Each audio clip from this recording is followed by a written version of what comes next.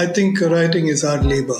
One has to write and write more because I don't believe in people being hardwired for writing. I would rather believe that one could train oneself. It's like any other kind of expressions that or kind of things we do. So it's work. So one needs to work and work hard till such time that we acquire the sufficient skills. One has to work even harder.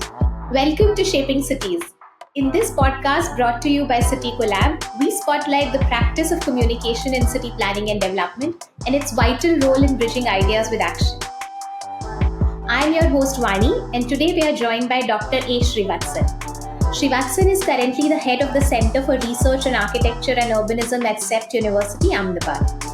Dr. Srivathsan's distinguished 30-year career encompasses research, teaching, and writing in the fields of urban planning and architecture. He has also served as a writer and senior deputy editor at Hindu, a leading English daily in India, where he covered pivotal topics related to design, architecture, and cities. In today's episode, we dive into how writing serves as a powerful tool for urban planning and policy practitioners, and how effective communication can foster understanding, inspire action, and drive policy change. Welcome, Dr. Srivathsan, to this podcast. Hi. I don't know, good evening, good morning, whatever time you're hearing this. Yes, thank you. Thank you for joining us. So, Dr. Srivathsan, from teaching to then journalism, getting back to teaching, but also academic leadership, and now also consulting on urban development, planning, and policy. What inspired you for this transition over the years? So you just reminded me of my second job interview. This was the first question. They asked me from my CV. They said you seem to be doing a lot of interesting things. Why you want to come to the newspaper? So I told them I've been researching, teaching. Now I want to move to writing, and I may continue with my research. I may do something else later. But as I shift, but my domain has always been built environment, either architecture or urban development and policies. And every time something motivates you, first was to actually, if teaching was a certain kind of relearning and took you through certain clarification, it also gave me space to deepen my own reading further and research. Writing allowed me a full-time writer, which is different from writing an occasional piece because every day you turn something or the other and there are deadlines and nothing is far more disciplining than that. And you work with some of the great editors and gatekeepers. And I'm glad I chose to work in a good newspaper. And it was a very steep learning curve. I thought that was a very effective mode of public engagement, which I always wanted to do. Then at some point you grow over that and you wanted to come back to teach. You thought you're a little matured now. You can teach. Not that I was doing a bad job early, but I thought I'd do a better job coming back to. But I was not so keen on teaching, but I thought building institution was very important. So at each career shift, though it was a shift, it's more like shifted medium, but my domain was always about architecture, cities, development, and so on. Professor Srivathsan, I think one theme probably, when we spoke earlier, that has been consistent, probably one tool that you have used in your various roles, whether as a researcher, writer, journalist, definitely, but also leading institutions and heading institutions, has been writing, right? So writing has been that consistent tool for you to contribute in all these different fields. So how has writing shaped and contributed? How have you used it to contribute across these different roles? I think at the core, irrespective of what forms of writing you do, whether you do a opinion, feature, news analysis, or for that matter, a policy document. In fact, the first few years in CEPT was all writing memos of standard operating. Of course, there were people helping me out, but essentially I was putting these, we were calling it memos. But irrespective of what the form of writing was, it was all about two things. One, you need to communicate clearly, and through the process, you facilitate engagement, or sometimes you directly engage. So, irrespective of what you were doing in terms of forms of writing, these were the two things. And then I, just as any professional would do, at some point you pause and ask, what is that you're trying to do? Or why is that you're doing what you're doing? And I found the best answer from one of the contemporary Indian philosophers who said, what you do, either you're a philosopher, writer, whatever you are, essentially what you're doing is you're moving your private opinion or an opinion in a private space to a discursive space. You form views, you form opinion, and that is not sufficient. Not necessarily just to test the validity of the opinion, but really it makes sense only when you put it out there for a discussion, because knowledge is some kind of a, it's a public venture. So it requires many views, opinions, engagement. And I found, irrespective of what I wrote, that was the key thing that I should basically consider. Of course, things are different. An opinion piece is not the same as memo writing or policy writing. You're conscious of your not only form of writing, the role you perform. Because if, as an head of the institution, when I write a policy engagement, uh, f- for me, I have certain kind of frameworks within which I have to operate, because I've already agreed to align with certain views of things, doing things, and so on. But whereas an opinion piece, you're essentially wanting people, drawing people towards a particular moment or a news topic, and you seek opinions through your opinions. So essentially, it's inform and engage. Two simple things, I guess. So, from your career, as a journalist or even heading the center at CEPT, can you give us a few examples where this, where a written piece or a piece of communication has has influenced the outcome and that impact and and shaped some of the opinions and outcomes. There are stories of brickbats and bouquets. There are days in which readers call you the next morning promptly to curse you, and we'll not go there. So we will probably talk about some pleasant stories here.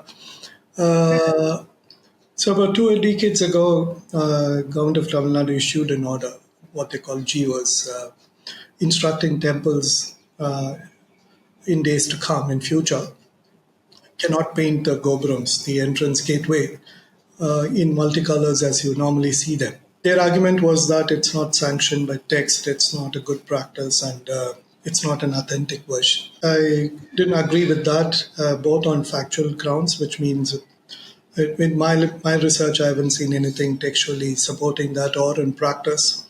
And I also thought culturally, one doesn't have to take such a very top down view and try and regulate these practices.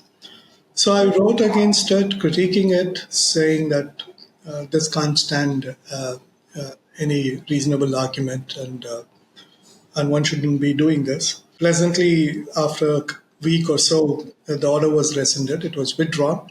I like to think my piece played a role, because you may know that generally opinion pieces in Hindu carry a lot more influence. And, of course, some may say, no, no, this was just the fruit fell just as the crow sat on the tree or something like that. But I like to believe that the writing played a part in influencing the decision. Were you able to like listen to some opinions? So how does it work? Like, do people often come to that we have read that piece and this is how we feel? How do you engage when you're writing as a journalist?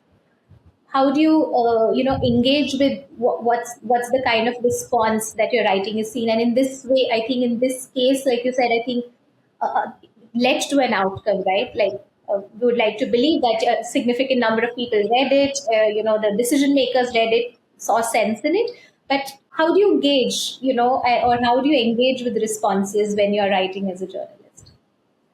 I think both kinds of responses are equally important. People who agree with you and people who disagree with you. And generally, I've seen most of the disagreement or not on factual basis. It's more about my viewpoint as against yours viewpoint. And particularly when one writes an opinion piece, and it's I write because that's my opinion.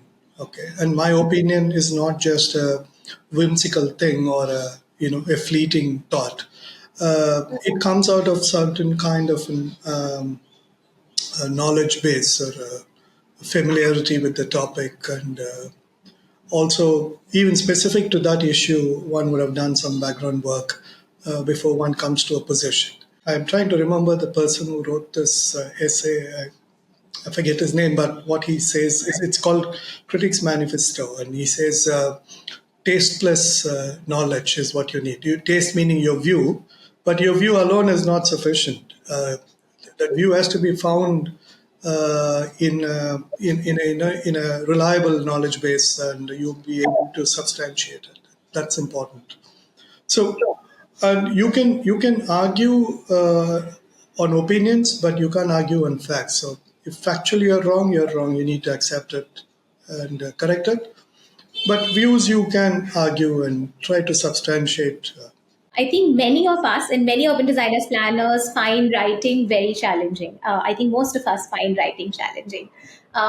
So, would you have any insights on your writing process? Or I think you mentioned earlier that there are two things. It's about clarity, and it's about making sure that the argument is upfront. But how would you describe your writing process and break it down so as to demystify it? Because when we mention writing, I think a lot of us find it quite challenging. I have a very practical view of writing. I think writing is hard labor. One has to write and write more, and there's no way one would sort of get through this because I don't believe in people being hardwired for writing and you're gifted. Maybe someone else, but I would rather believe that one could train oneself in writing. So it's like any other kind of expressions that or kind of things we do. So it's work. So one needs to work and work hard. And if till such time that we acquire the sufficient skills, one has to work even harder. And the best way to do is keep writing and getting views and opinion from others. But policy writing is slightly different. It's technical, but at the same time, one is not writing for the peers alone. It's not written only for government circulation. So essentially, at the end of the day, the policy has a wider public impact. So clarity, structure, and maybe I could just give one example of the current work that we are engaged in. So we are looking at development regulations in a particular state, and so we were being asked to review it and sort of improvise it, or not strengthen it, so to speak. While there are some gaps and so on which we can fill and things like that, but I found fundamentally it was confusing because of its sheer structure. I found it written in a very thick manner and also layered and structured in such a difficult way. I think it was written for a person who's going to approve rather than a person who's going to apply for permission. So the fundamental problem there was actually structure. Second, sometimes it's better to do linear, not try to mix and within one rule cross-refer something. Probably it may require additional sentences, but that's worth it, I think. Writing skills come quite handy when you review that, apart from your technical knowledge. Several cities, probably Pune and few others, where there are architects who specialize only in interpreting regulations, because it's just like that. It's just so hard for anyone to decode. And so one aspect is structure, Professor Srivathsan. The other, do you also feel that is it also jargon? Is it also like a lot of legal language that can be simplified maybe through you know Sure, it does play a part, just as sometimes architects are so difficult to understand when they write. So are some of these. But also, I think even we have reviewed a housing policy for a state. policy document of a state. Um, so essentially, I would like to know what you're saying. What is the problem? How did you identify this problem? What are the actionable solutions you would give? What are the long term, short term? What can be addressed through regulations? What can be addressed through a plan or a program? I would like to have that clarity, which is not a mere structure question, but it's essentially it's like getting to the point, not only quickly but also clearly. I would like to know at the end of the document two things. I like to know what is the problem and what one should do to address that problem. And I also understand there can't be one solution. What are those various solutions and what is the expected outcome of these three things? So, Dr. Srivathsan, we discussed how regulations, policy briefs, and legal documents have served as the primary communication tools in urban planning. And you mentioned that these are all not always crafted with the audience in mind. But reflecting on your recent engagement, we can see that there's this growing intent to address these gaps.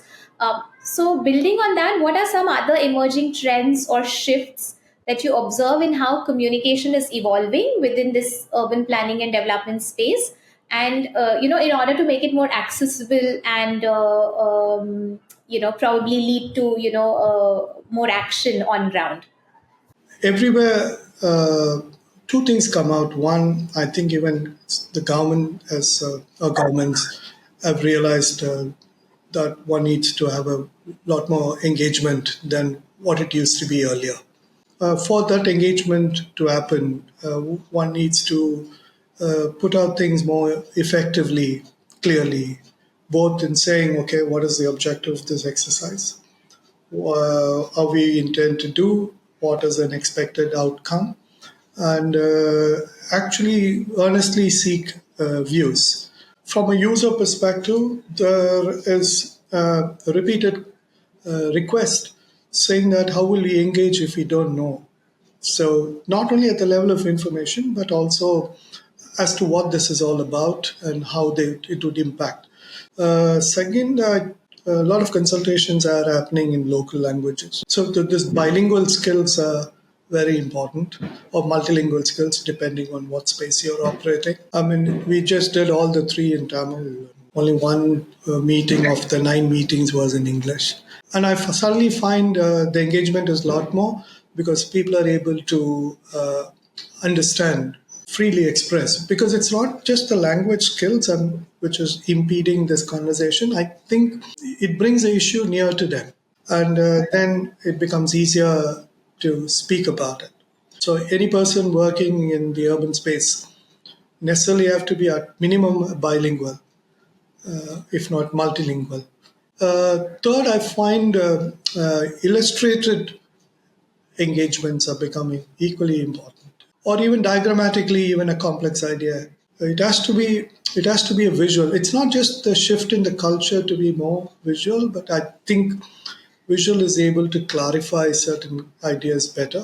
Not always, but sometimes. So we need to strategize. I see there's an increasing need for illustrated documents. Certainly, I find increasing use in social media. That's the way to not only disseminate, and I think, for example, today, I think one of the most active, proactive local bodies, Chennai Metropolitan Authority.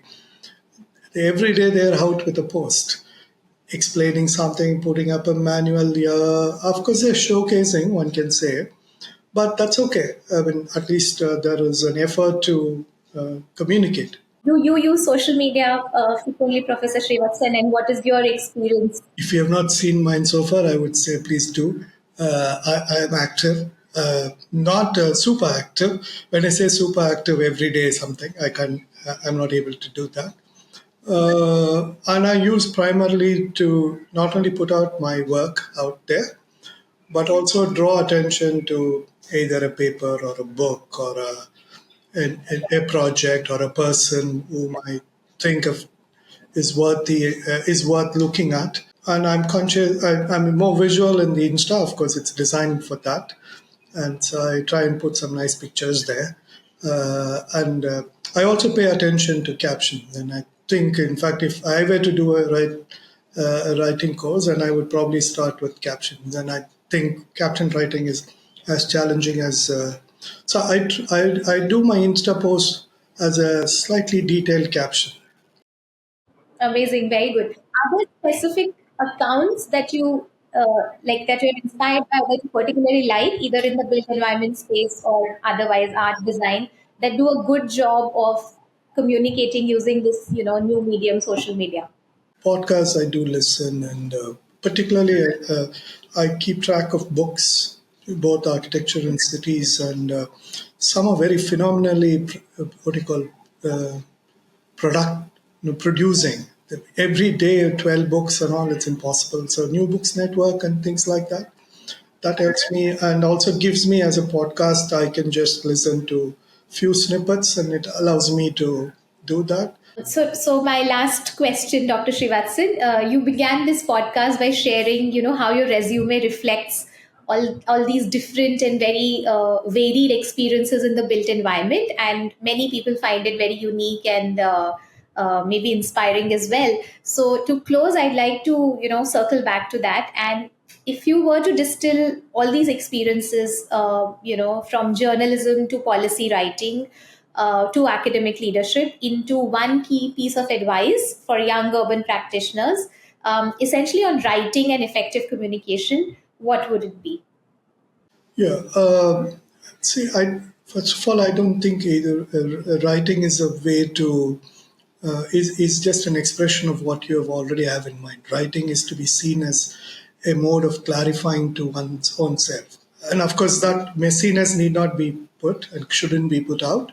So one writes because, as someone said, there's no safe place to begin. So one has to begin somewhere. But one iterates. It's not so different from design. So you need to iterate and do and things like that. For writing, reading is important, and as many would say, and reading helps write better. And as you read more, you become far more discerning. You're able to identify good pieces and which you use as some kind of a touchstone, either for content or for prose or both. So read and writing are two, they're joined at the hip or something like that. Or I don't know, you can imagine a creature with two faces or whatever. I'll leave that to you. Basically, we are writing for someone to read, or we wish someone to read. And there's pleasure when someone reads it and comes back to you. And that's the purpose of writing. It's not a casual thing. I think that was really insightful. Thank you so much, Professor Srivathsan. I think it was, a pleasure to hear about your journey, and also, these very interesting examples, from your career on how effective communication and writing has been integral to how you have, approached all these different areas of your work. And thank you so much again for joining us. Thanks, Bonnie, for inviting. And it looks like a great initiative. My best wishes. Bye. Bye. Thank you for listening to Shaping Cities. If you enjoyed this episode, be sure to subscribe to our podcast so you never miss an update, and see you next time.